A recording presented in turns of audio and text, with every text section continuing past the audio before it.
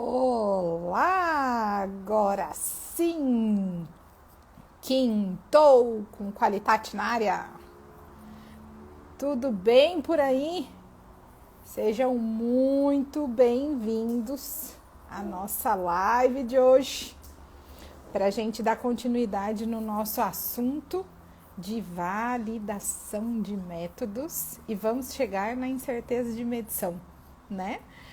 Vamos dar continuidade, porque a gente tem tanta coisa para falar sobre validação de métodos que, olha, vou te contar que um mês é pouco.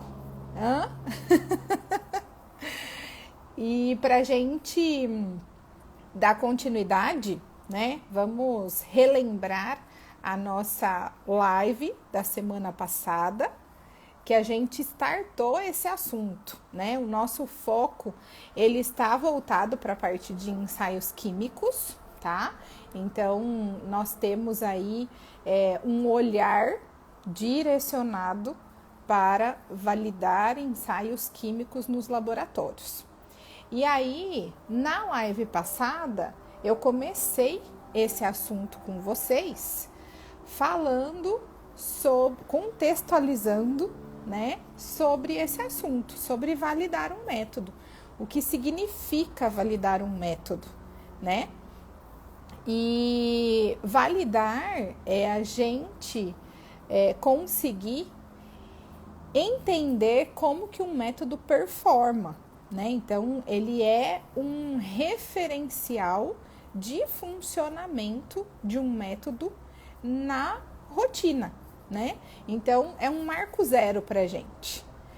Oi, bem-vinda!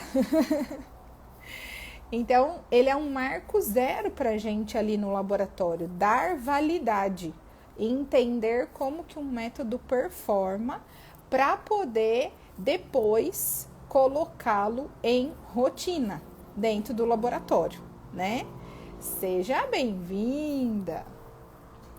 Então, quando a gente se propõe a validar um método, a gente está buscando, né, a construção de uma referência de desempenho desse método, né, para que a gente possa obter, extrair informações que vão direcionar, né, esse método na rotina. E na rotina, a gente já tem um método validado, nós já temos um método.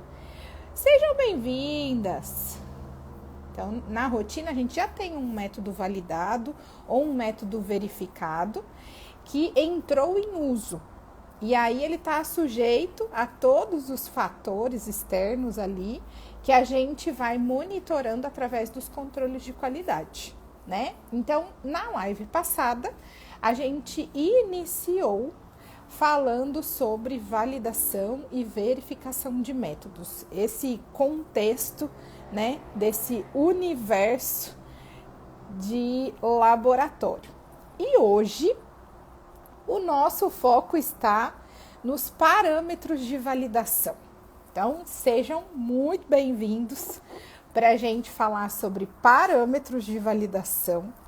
Daria para eu ficar aqui 8 horas tranquilamente falando sobre esse assunto, então nós vamos direcionar, né?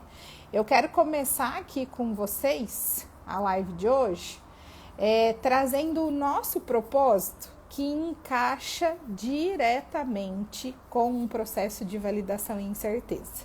Então, esse propósito qual é? Para a gente conseguir um sucesso nesse processo de validação de métodos, eu preciso ter em mente que é necessário a gente simplificar o que é difícil para prevalecer o que importa.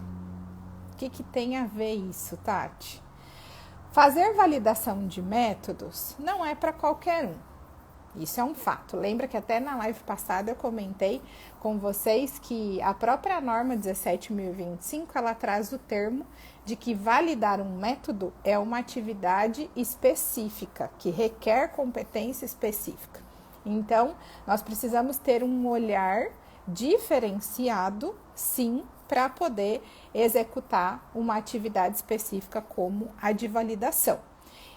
Algo que já nos traz que não é trivial, né? Então, é algo que tem a sua certa dificuldade.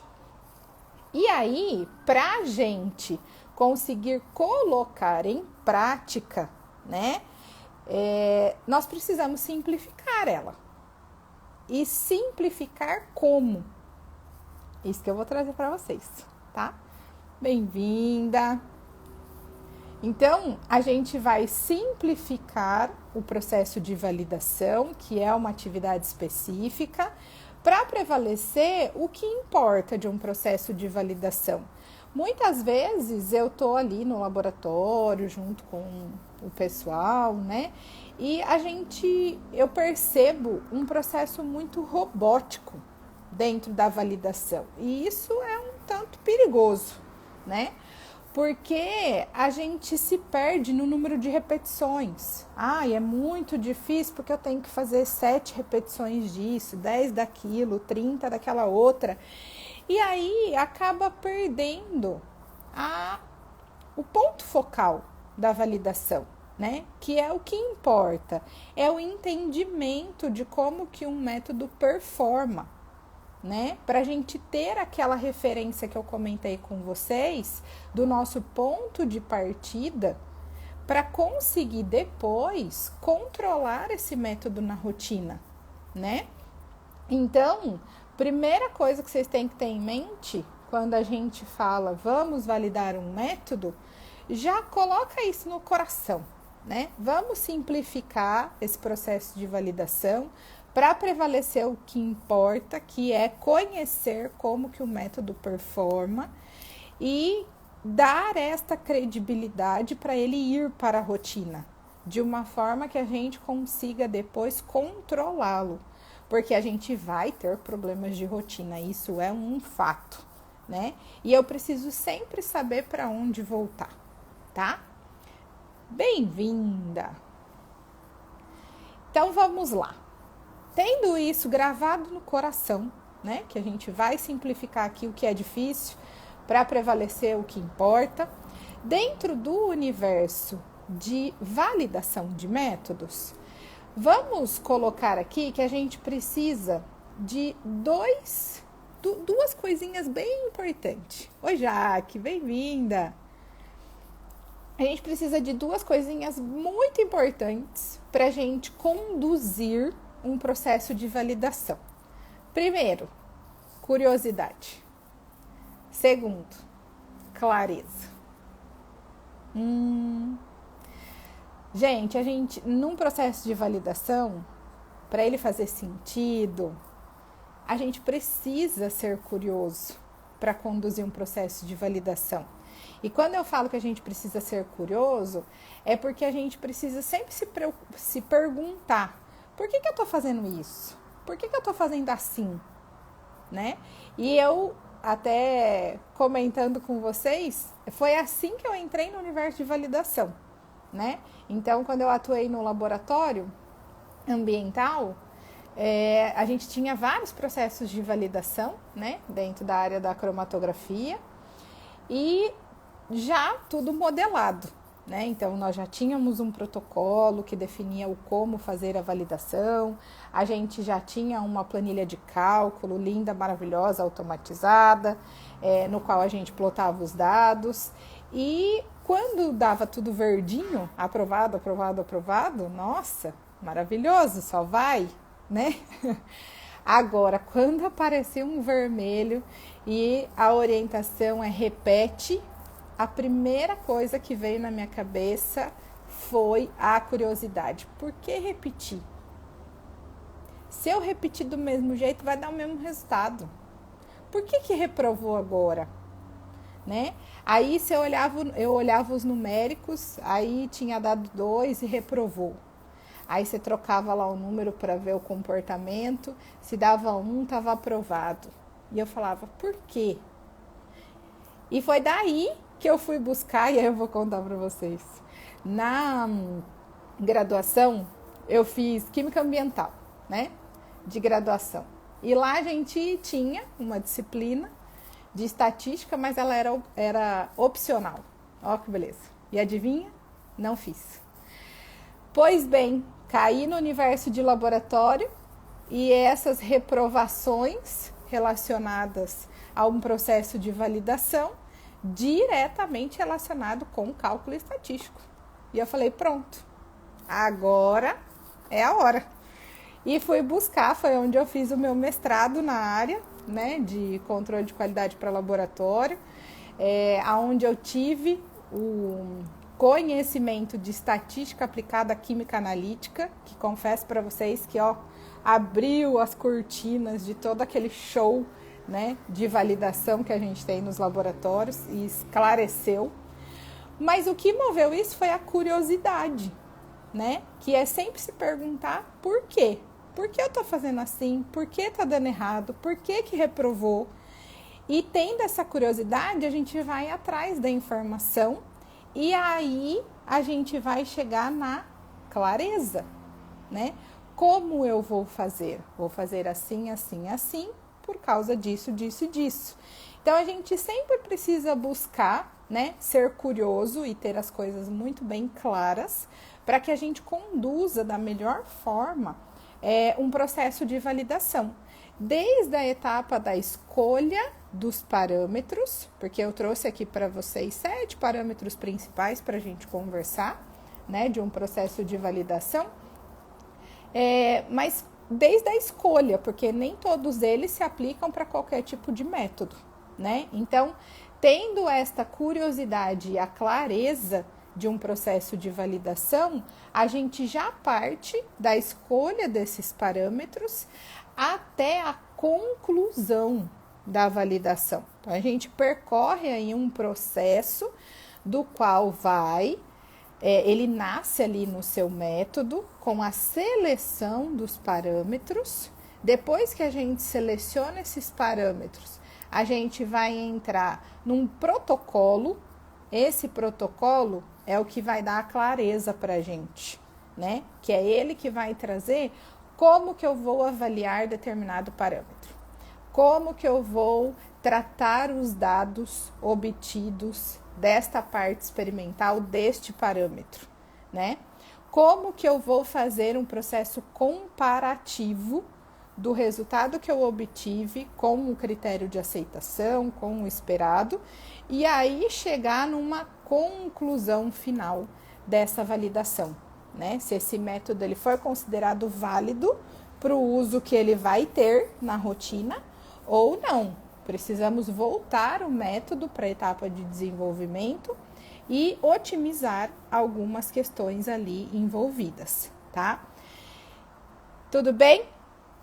Combinado? Então vamos simplificar o difícil para prevalecer o que é importante, regrinha gravada no coração. E para conduzir um processo de validação na prática, seremos curiosos e teremos clareza, sempre se perguntando por que eu estou fazendo isso e como eu vou fazer isso. Tudo bem? Ótimo! Agora podemos começar. Por onde a gente começa? Começamos primeiro conhecendo o método. Então, não dá para a gente ir para um processo de validação sem conhecer o método previamente. E conhecer o método envolve aqueles 4 itens que compõem um método de análise.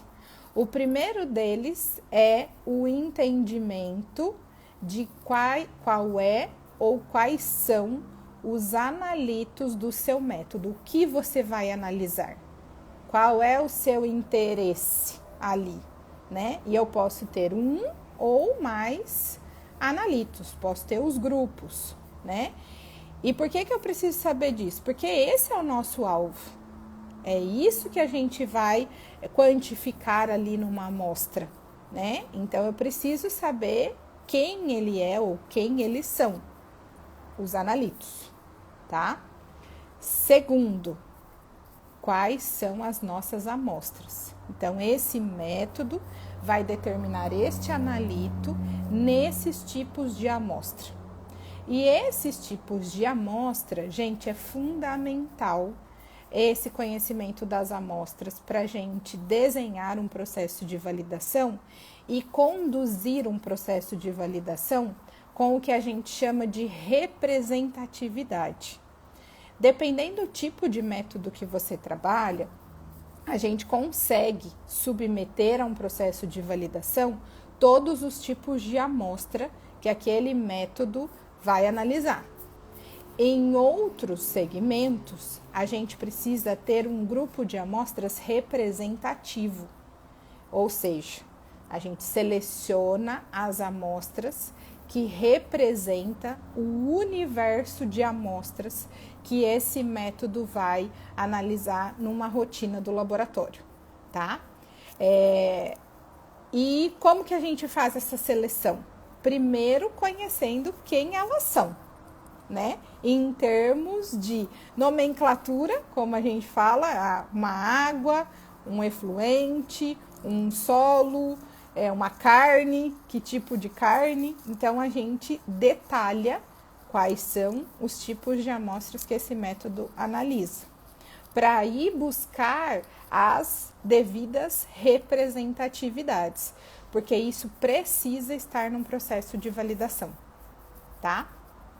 Então, o primeiro é a parte do analito, o segundo é a parte das matrizes, dos tipos de amostra, o terceiro é a nossa técnica. Então, a nossa técnica de detecção, o nosso equipamento principal. Por quê? Porque a gente tem parâmetros de validação diretamente relacionados ao tipo de detecção que a gente faz, né? Principalmente quando a gente for falar de seletividade, por exemplo, né? Então, para a gente selecionar os parâmetros, entende que não dá para a gente ir lá pulando essa etapa de conhecer o método? Por isso que a gente não tem um guia universal que vale para tudo e todos exatamente da mesma forma, tipo um protocolo que dá para você aplicar para qualquer tipo de método. Não vai dar, né? Então, a gente constrói um protocolo baseado nos guias de referência de diferentes áreas, tá? Bem-vinda! Então, eu preciso conhecer qual é a técnica de detecção da nossa metodologia, tá? E por fim, que é a quarta informação do nosso método, é a nossa faixa de trabalho, o nosso limite de quantificação, né? Por quê? Para a gente cercar o estudo. Então, validação, ela é um estudo experimental. Então, nós vamos para a bancada buscar dados de performance desse método frente a condições pré-estabelecidas, que são os nossos parâmetros de validação que a gente vai falar. Se eu não conheço isso, eu traço um protocolo errado, né? Que vai ficar faltando alguma coisa, ou é aquela validação sem fim, que aí hora você quer testar isso, aí hora quer testar aquilo, hora quer testar aquilo outro, né? E a faixa de trabalho, ela delimita o nosso range no qual um resultado vai ser obtido. Automaticamente, esse range, esse mínimo e máximo, essa faixa, direciona para a gente o tão famoso: vamos testar na concentração baixa, na média e na alta. Como é que eu vou desenhar uma concentração baixa, média e alta se eu nem sei qual é a faixa de trabalho do meu método? Então, eu preciso, gente, guarda com carinho. Eu preciso conhecer um método antes de startar um processo de validação, para eu ir com clareza para o processo, tá? Para o estudo. E esse conhecimento do método envolve saber o analito, ou os analitos, saber as matrizes, saber a técnica e saber qual é a faixa de trabalho, o seu limite de quantificação, tá? Tati, mas eu tô indo para validação, como é que eu vou saber a faixa de trabalho? Eu não vou definir isso lá na validação? Quando a gente vai para um processo de validação, eu já tenho um método desenhado. Então, usualmente, o que nós fazemos? Nós desenvolvemos um método ou modificamos um método, né, para o uso pretendido. A gente faz um termo muito comum que a gente usa, é uma pré-avaliação, que a gente submete esse método a alguns testes preliminares para entender se esse método está pronto para ir para um processo de validação, para a gente minimizar surpresas desagradáveis, para a gente reduzir riscos de gastos indevidos. Por quê? Porque um processo de validação, ele tem um custo, apesar de muitas vezes a gente não colocar no papel, né? Mas um processo de validação, ele tem um custo de execução. Por quê? Porque eu uso reagente, eu uso o tempo da pessoa, eu uso o tempo do equipamento, eu uso padrões. E nesse sentido, e não estou produzindo resultado final, né? Nós estamos com uma ação interna dentro do laboratório para dar validade a um método e depois ele ser utilizado na rotina. Então, validação precisa ter começo, meio e fim. E para entrar num processo de validação, que é um estudo experimental que eu vou fazer uma série de repetições para demonstrar toda a reprodução desse método e confiabilidade desse método, eu preciso cuidar para entrar nesse processo mais certeiro, tá? Por isso que tem muitas vezes essa etapa pré-validação, que é uma etapa preliminar, que a gente testa. Então, a gente faz uma curva de calibração, por exemplo, se o seu método tem, né? Então, se o seu método tem curva de calibração, a gente já desenhou isso, já testamos e a gente sabe que dá uma curva. E qual é o comportamento dessa curva? Então, a gente conhece esse método de forma prévia para depois ele entrar numa série de análises, né, de um processo de validação, tá? Então, esse é um ponto de atenção que a gente tem. A gente não vai...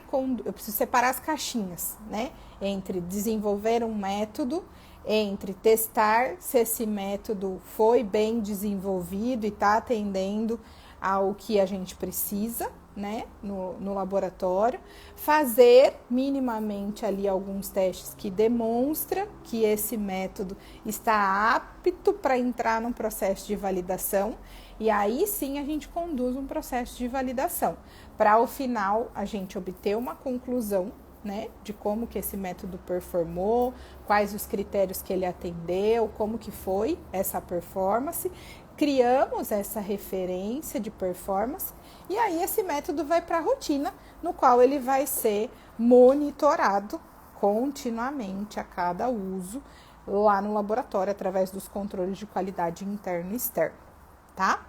Tudo bem até aqui? Joia?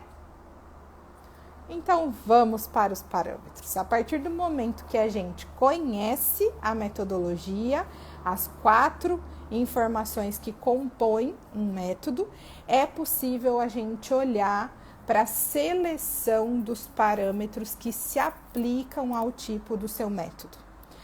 A seleção dos parâmetros, e aí eu trouxe aqui para vocês 7 parâmetros principais de validação, tá? Então, a gente tem uma referência quando o assunto é ensaios químicos, né? Então, nós temos uma referência geral, que é o DOC CEGEC 008, tá ali na revisão 09, né? Que traz esses parâmetros que podem ser aplicáveis ao seu tipo de método. E dentre os 7 principais, quem que nós temos? Nós temos a parte da seletividade, nós temos a parte de linearidade, limite de detecção e quantificação, que é a duplinha que dá o que falar, né? Tendência e recuperação, precisão e robustez. Então, basicamente, são esses 7 parâmetros principais que podem compor o seu processo de validação. Tati, mas não pode ter outros? Pode, dependendo, lembra da live passada? Dependendo o segmento de atuação que você está, existem protocolos já definidos que requer determinados parâmetros, já estabelece como esses parâmetros devem ser avaliados e alguns também estabelecem critérios de aceitação. Exatamente. E se temos critérios de aceitação, é o nosso dado comparativo. Sabe, para a gente falar se um dado ficou bom ou ruim, se esse parâmetro está aprovado ou reprovado, a gente precisa de um comparativo. E esse comparativo é os nossos critérios de aceitação. Em alguns casos, a gente tem isso já disponível para consulta e para utilização. Em outros, é prova sem consulta. E aí a gente precisa criar esses critérios de aceitação com base em algumas outras referências e até em conhecimento técnico e histórico, tá?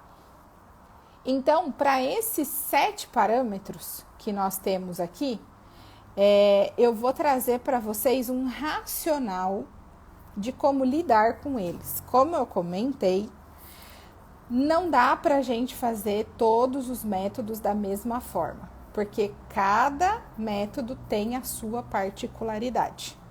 Porém, é importante a gente construir o que o Qualitate sempre fala. Qual é o racional analítico que você adotou, né? Me explica, né? Da onde veio essa definição de fazer desta forma, né? Você se baseou em quê? Qual foi o racional analítico adotado? Então, a gente utiliza esse racional analítico para estruturar o protocolo de validação do método, tá?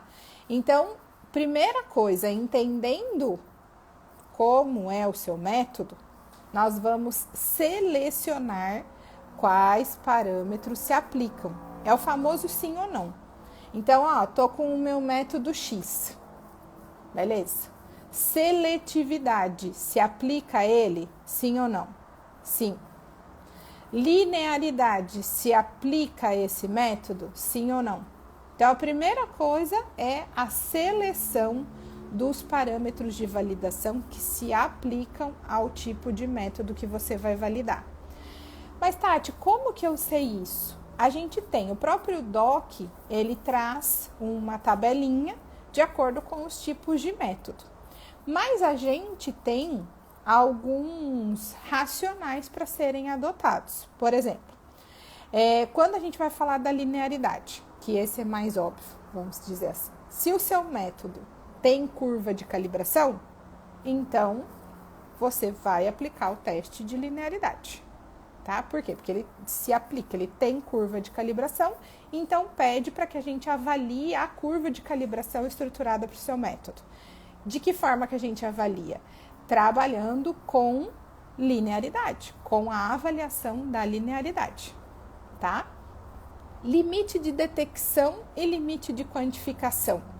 Quando que ele se aplica?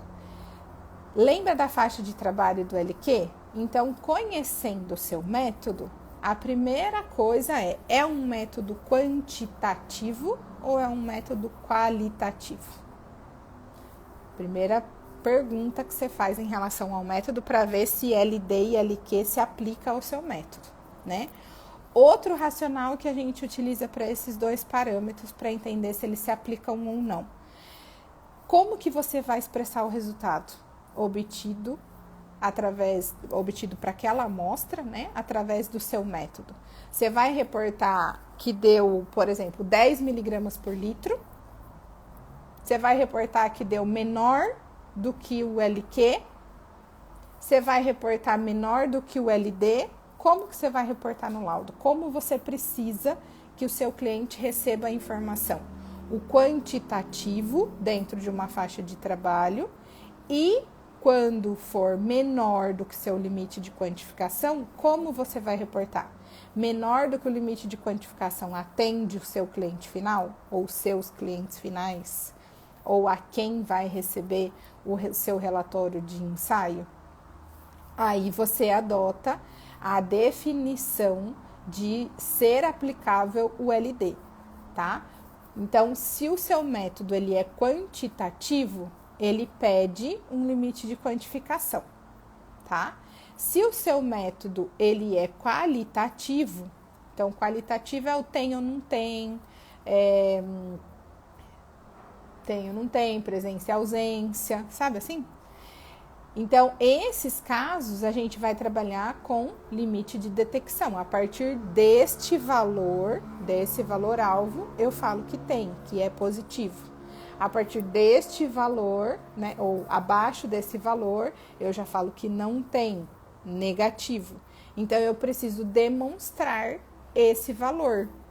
Esse valor é o nosso limite de detecção, tá?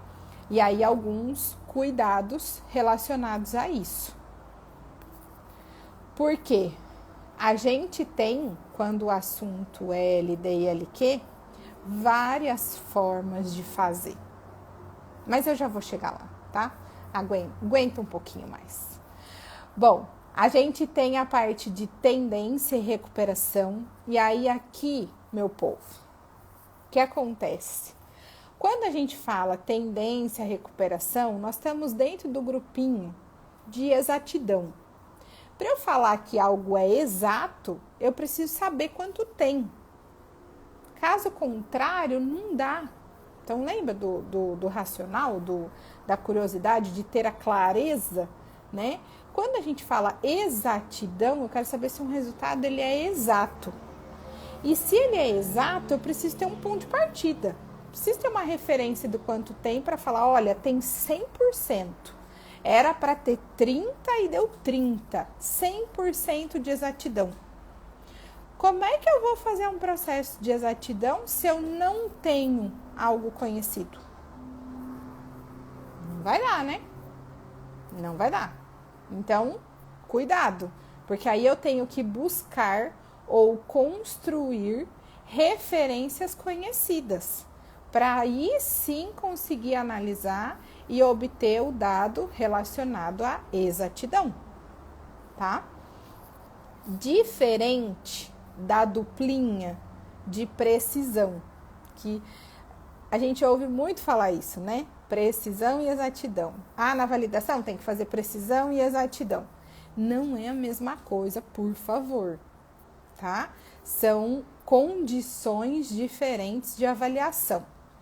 Exatidão vai te dar a informação do quanto o seu resultado obtido está próximo do valor verdadeiro, tido como verdadeiro, tá?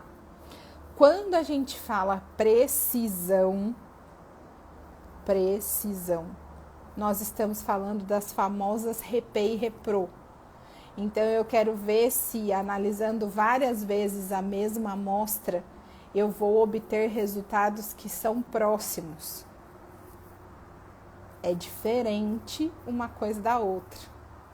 E na condição de precisão, a gente tem, dentro, né, do parâmetro precisão, nós temos condições diferentes de teste.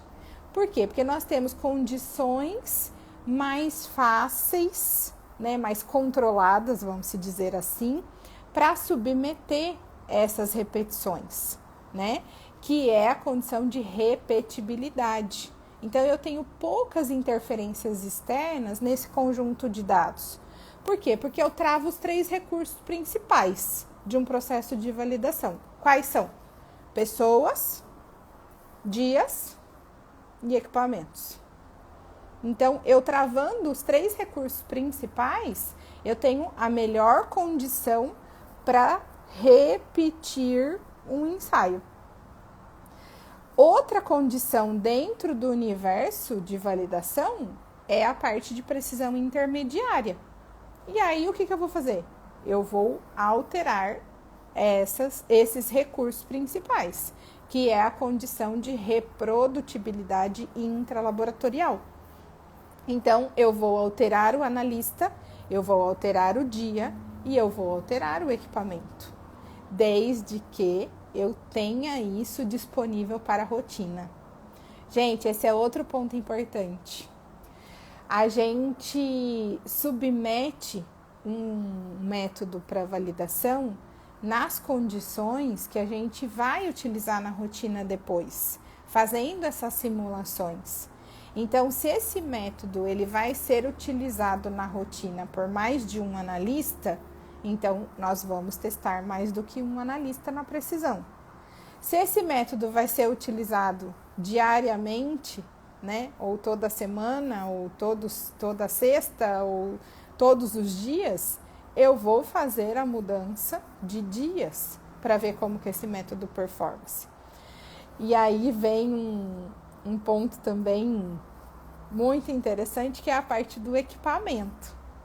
Então, se o seu equipamento principal, você tem mais do que um, né, para fazer aquela mesma análise, esse equipamento é um recurso a ser testado na precisão intermediária. E isso dá uma discussão e tanto. Por quê? Uma coisa que a gente tem que ter em mente quando a gente inicia o processo de validação é, nesse nosso universo de laboratórios de ensaio, tá? De ensaios químicos, nós estamos buscando a validação do método. E, gente, validação é um termo usado para muita coisa. A gente tem validação de processo, a gente tem validação de limpeza, a gente tem validação de equipamento e a gente tem validação de método. Então, eu preciso ter em mente o objetivo central, né, do processo de validação e quem é o meu objeto do estudo. No nosso caso aqui, que estamos falando de validação de métodos analíticos, o nosso objeto do estudo é o método de análise. Aquele que eu acabei de pedir para vocês conhecerem ele antes. E para esse método entrar em rotina, entrar no laboratório, ele depende de recursos. Então, o nosso objeto central é o método, que requer recursos para ser colocado em prática. Esses recursos podem ser divididos em dois grandes grupos. Os recursos principais, que são pessoas, equipamentos e os dias, que é a nossa infraestrutura, tá? Ele representa a nossa infraestrutura, que são as condições do ambiente para você reproduzir aquele método. E depois a gente tem os recursos periféricos, os recursos que compõem toda a parte de insumos, consumíveis, os reagentes, tudo que você usa para realizar aquela análise, tá? E lembrando, dentro da parte de equipamentos, de equipamento principal, juntinho com ele a gente tem o nosso material de referência, tá? Porque é através dele que a gente vai conseguir organizar algumas partes práticas para nos dar as informações que serão tratadas, né, de forma estatística para interpretação ali dos resultados. Tudo bem? Então, não se esqueçam de trazer sempre a clareza do que você está validando. Se você está validando o método ele é composto por aquelas 4 informações, tá? O restante são os recursos que você vai testar ali junto com o seu método. Por isso que às vezes dá uma confusão no sentido de equipamento. Tati, eu tenho 5 equipamentos para fazer. Eu preciso validar todos? Lembra, a gente está validando o método. Se o método ele é exatamente o mesmo para esses 5 equipamentos, você vai considerar este equipamento como um recurso da sua metodologia e este recurso vai ser testado num processo de validação na precisão intermediária, que é quando a gente avalia, né, os recursos principais, analista, dia e equipamento. Aí ele vai estar ali dentro do conjunto, tá? Agora, se o objeto do seu estudo é validar um equipamento, aí sim você pode ter uma validação para cada um. Só tenha essa clareza do objetivo do estudo, para não se perder aí dentro de um processo de validação, uma vez que o termo ele é muito abrangente e muito aplicado para vários outros objetos de estudo, não só a metodologia, tá? E por fim, o parâmetro de robustez. E aí, até na live passada, né, a gente falou um pouquinho sobre a questão de robustez, que para alguns protocolos e até em alguns guias de validação, a robustez ela é um parâmetro opcional. Opcional dentro de um processo de validação, por quê? Porque a gente testa todos os outros parâmetros e assume que as variações que a gente vai ter na rotina relacionado a uma mudança de lote de reagente, a uma mudança de marca, de padrões, ela vai ser avaliada dentro dos controles. E todos os controles, se você tem essa prática aí no laboratório, sejam bem-vindos. Se você já tem essa prática aí no laboratório, você vai ver que toda a parte dos controles, a gente vai seguir o monitoramento contínuo, através das famosas cartas de controle, que ainda falaremos muito aqui, né? Então, se você alterar a marca, se você alterar o lote desses insumos, desses materiais de rotina, eles serão sempre devem ser inseridos em um controle primeiramente. Controle é algo conhecido, lembra? Fica difícil a gente alterar algo que não esteja em algo conhecido, porque a gente fica cego, né, dentro do processo. Então, chegou um lote novo de reagente, vamos abrir, vamos colocar no controle e depois a gente coloca ali nas amostras, né, para dar esta validade, né, dentro do processo, que não vai afetar os seus resultados ali dentro de uma metodologia, mas que é algo após o método. Então, eu garanto num processo de validação que sob aquelas condições o método performou e ele atendeu aqueles critérios de aceitação. Aí a gente vem para a caixinha da rotina. Na caixinha da rotina vai sim ter negociação lá de compras e vai chegar uma marca nova, né, respeitando as especificações, né, obviamente, do produto. Então, pode chegar uma marca nova que teve um preço competitivo e tudo mais? Pode, desde que esse material seja testado no controle e este controle vai ser avaliado, porque ele é conhecido, e vai ser direcionado para uma carta de controle. Automaticamente, na nossa carta de controle, que é uma ferramenta de qualidade de rotina, nós vamos ter lá as informações dos recursos principais, pode notar na sua carta de controle. Tem que ter dia, tem que ter o resultado obtido daquele equipamento por aquele analista. Recursos principais identificados. Check, né? E se você tiver alterações em relação à marca, em relação a um processo de manutenção, de preventiva, de corretiva que teve no equipamento, registra junto, que aí a sua carta de controle vai ficar completinha e vai te possibilitar criar um histórico de desempenho ao longo do tempo. E é dela que nasce uma robustez, vamos até colocar entre aspas, a robustez verdadeira tá lá na carta de controle, tá? Porém, em alguns, como eu falei para vocês, que não dá para ter um protocolo universal para tudo e todos, né? Alguns guias e alguns segmentos de atuação, a robustez ela é obrigatória dentro do processo de validação. Então, não é que a gente não vai fazer robustez nunca, né? Quando a gente opta por não conduzir ela dentro de um processo de validação, automaticamente ela vai ser acompanhada continuamente através da carta de controle. É um compromisso do opcional na validação, tá? Ah, eu não fiz no processo de validação e não tenho carta de controle. Oh, e aí? Aí não, né? Aí ficou descoberto. Então, para não conduzir um processo de robustez na validação, eu tenho o compromisso, como diz o Fábio, né? O benefício compromisso. Então, eu tenho o benefício, não vou fazer o estudo de robustez na validação. Qual é o compromisso?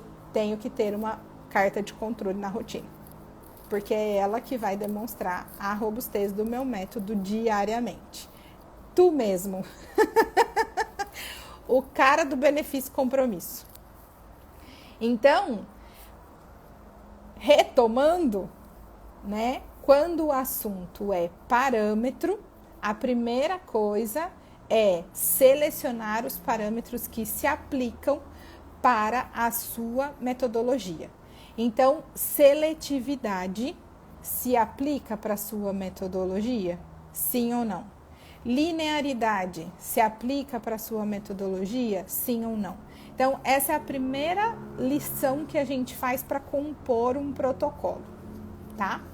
Segunda lição, depois que a gente selecionou os parâmetros, então, ó, vamos fazer na validação desse método que tem essa característica, nós vamos fazer linearidade, limite de detecção, quantificação, exatidão, precisão. Beleza. Aí, meu povo, vem a pergunta do como? Como nós vamos fazer a avaliação da linearidade? Como nós vamos fazer a avaliação do limite de detecção? Para explicar o como, que é para isso que serve o protocolo, tá? Para explicar como fazer.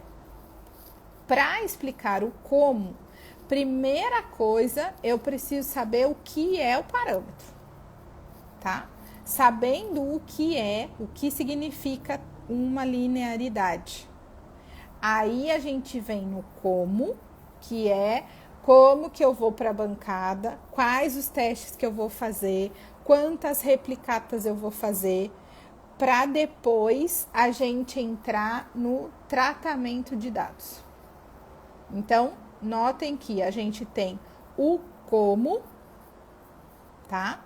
E depois, a partir do momento que a gente tem definido o como, então, olha, linearidade. Qual é uma avaliação padrão de linearidade? Seguindo até o próprio DOC 008.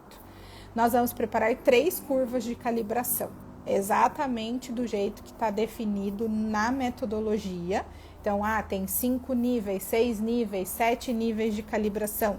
É uma curva insolvente, é uma curva matrizada. Nós vamos fazer 3 curvas de calibração para demonstrar que essa curva se repete, tá? E essas curvas de calibração serão analisadas, a gente vai obter os dados e aí vem a parte de o que eu vou fazer com esses dados? Porque eu vou ter resultados de Y, que é a intensidade de sinal. Se for uma curva externa ou se for uma curva interna, isso já tem que estar definido lá no método, que a gente vai só reproduzir esta curva de forma experimental. E aí eu vou obter esses dados, que é os valores do eixo Y, e tenho ali os valores do eixo X, que é o nosso compromisso com a preparação da curva de calibração, né? Então, notem que é, meio a meio. Compromisso nosso de preparação de curva, que é a gente que prepara soluções, e o compromisso do equipamento. E aqui já vale um parênteses. Se você está com problema com curva de calibração, lembra que a gente tem soluções automatizadas que agora o equipamento se responsabiliza por 90% de tudo, né? Porque é ele que prepara as diluições. Então, a gente fornece o padrão mãe ou a solução estoque e ele mesmo que faz as preparações do nosso eixo X, né? Da nossa concentração. E ele que dá o sinal. Isso já minimiza muitos erros no laboratório, tá?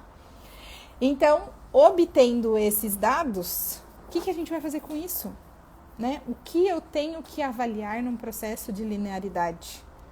E como que eu vou avaliar isso? Aí a gente tem vários testes estatísticos.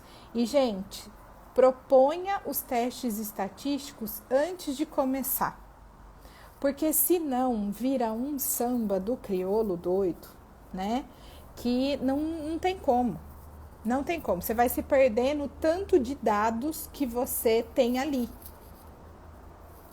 Porque você vai ter, imagina que sua curva de calibração tem 7 níveis. Aí você vai fazer em triplicado. Então você vai ter um conjunto de 21 dados ali. E esses dados você vai fazer o quê com eles depois? Vou traçar as 3 curvas, vou ter ali um teste, e aí vem, né, os termos. Um teste de homocedasticidade para ver a variação que a gente teve em cada nível, se ele tem um comportamento homogêneo ou não. Se ele não tiver o comportamento homogêneo, o que eu faço?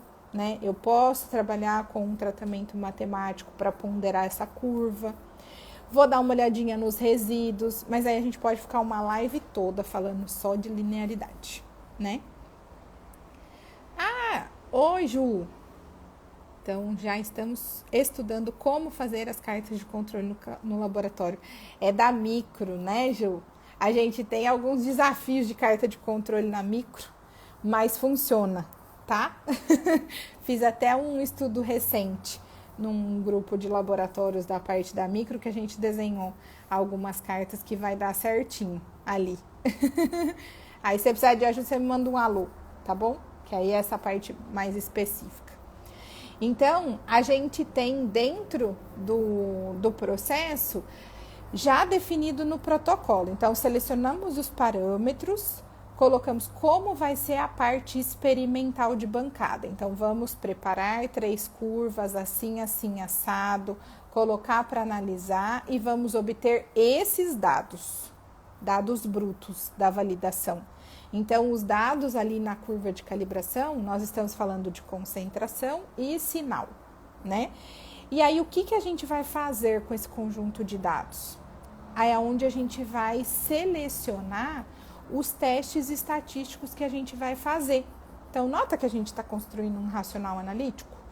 Conheço o método. A partir do momento que eu conheço o método, eu consigo selecionar quais são os parâmetros aplicáveis a ele. Selecionei os parâmetros, a gente vem no como que a gente vai executar os testes na rotina em atendimento a esse parâmetro, como o exemplo da linearidade que eu trouxe aqui para vocês. Aí eu vou obter os dados brutos. Obtendo os dados brutos, como que eu vou tratar eles para saber se eles estão bons ou ruins? Então, eu vou aplicar testes estatísticos, né? Que eu posso ter os testes simples, como uma média, como um desvio padrão, como um coeficiente de variação, como um próprio formulinha ali da recuperação ou da exatidão. Então, qual é o tratamento estatístico? Ele pode ser o mais simples, como uma média, que já nos dá muita informação, como um desvio padrão relativo, que também nos dá muita informação, como ele pode ser um pouco mais elaborado, né? Como uma análise de resíduo, como uma análise de homocedasticidade, né? Um teste de Cochrane, por exemplo, e assim, um teste F, um teste T.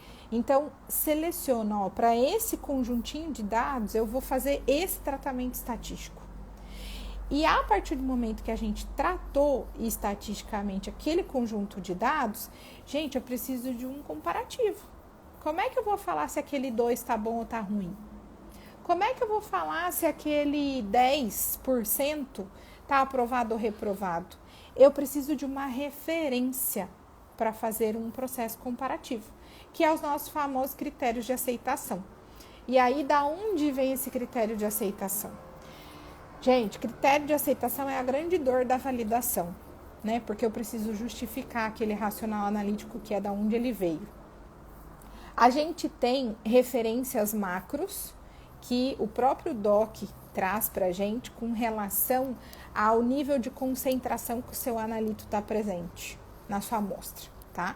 Esse é um ponto de partida, não significa que tem que ser exatamente aquele valor que está na tabelinha, tá? A gente pode ter a referência do método que a gente iniciou. Então, lembra que a gente usa umas referências bibliográficas, a gente usa métodos normalizados que são modificados. Eu posso partir do próprio método de referência, que traga informações relacionadas a critérios de aceitação, tá? Como a gente pode definir critérios de aceitação com base em característica do ensaio, característica técnica do ensaio mesmo. E aí a gente protocola esse critério. Então, ó, o critério de aceitação de coeficiente de variação para o meu método é 5%, por exemplo, tá? E é esse 5 que vai dar para a gente o norte de comparativo, né? Então, ó, deu o critério de aceitação, tem que ser menor ou igual a 5. Deu 2, está aprovado. Ah, tem que ser menor ou igual a 10. Deu 15, está reprovado. E agora? Ah, então meu método não serve. Aí eu preciso fornecer uma informação para vocês, que eu já falo há um tempo aqui, né? Que é, dá uma olhada na alma no seu conjunto de dados, vê se há algum problema pontual, vê se teve algum problema de execução e você tem um outlier ali. Então, entenda o conjunto de dados para que você interprete e depois tome decisões relacionadas a isso. Às vezes foi um problema pontual e sim, é só a gente repetir o conjunto de dados, controlando isso e aquilo. Ou às vezes, gente, a característica tem uns famosos tiro no pé, né? Ah, não, eu queria que fosse 2% a variação aqui. Gente, mas aí na hora que você olha a complexidade do método, que extrai, seca, ressuspende, tem essa etapa e aquela outra etapa, e uma marcha analítica extremamente complexa e você permite uma variação desse tamanho. Aí você acha que seu critério de aceitação é 2, baseado na sua cabeça, né, na sua expectativa cor-de-rosa, que a gente tem vários métodos que não são cor-de-rosa, né? E chega lá e a variação real do seu método é em torno de 10%. Então, né, só toma cuidado com o racional analítico adotado, porque lembra que a gente começa tudo conhecendo o método e não se iludindo com o método, né? Conhecendo ele, entendendo como ele funciona, a marcha analítica real dele, para aí a gente ir montando esse quebra-cabeça. E no final é onde a gente vai ter o processo de conclusão. Ó, se atender os critérios de aceitação, então esse método foi validado e com base neste protocolo. Então, gente, deixa eu contar uma verdade para vocês. Quando a gente valida um método, não significa que ele vale para tudo. Não. Significa que ele atendeu os critérios de aceitação estipulados naquele protocolo. Então, ele é válido para aquelas condições que foram submetidas e para aqueles critérios de aceitação que foram adotados. Então, não é para tudo, né, a perder de vista. Não. Ele tem um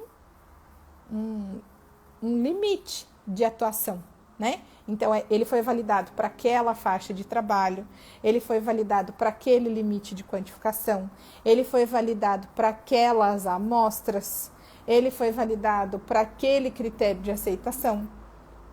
Então, se algo precisar ser alterado nesse sentido, sim, pode ser que seja necessário uma nova validação do método. Enquanto ele está em uso dentro destas condições validadas, ok, só seguir vida rotina, tá? Então, só tomem cuidado. E eu não preciso ficar validando todo ano, né? Se não houve alteração de metodologia, se não houve mudança, lembra lá na base do seu objeto de estudo, que é na sua metodologia, eu não preciso validar novamente. E a partir do momento que eu valido um método, a gente vai para a segunda etapa, que é entender a variabilidade intrínseca dele. A nossa famosa incerteza de medição, tá? Nossa, gente, eu falei bastantão hoje e passou muito rápido. Dava para eu ficar aqui mesmo falando sobre parâmetros de validação um por um e dando dica e né? Mas mais importante que isso é construir esse racional analítico da validação. E aí eu espero que tenha ficado claro aí para vocês essa composição, né, da gente simplificar, da gente ter a curiosidade, né, do porquê estamos fazendo assim, da onde veio isso, que a gente tenha a clareza do como que a gente vai fazer, conheça o método.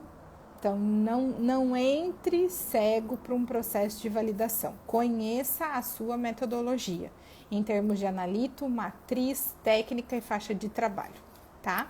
E aí vem compor o seu protocolo, selecionando os parâmetros que são aplicáveis, traduzindo como que vai ser a parte experimental de cada um desses parâmetros. Então, é muito comum que a gente coloque lá a definição do parâmetro para reviver, né, o porquê que a gente vai fazer aquele teste de seletividade, aquele teste de linearidade, né? Então, o que é seletividade, o que é linearidade, para dar essa clareza e a gente voltar ali no eixo, para aí a gente entrar no como.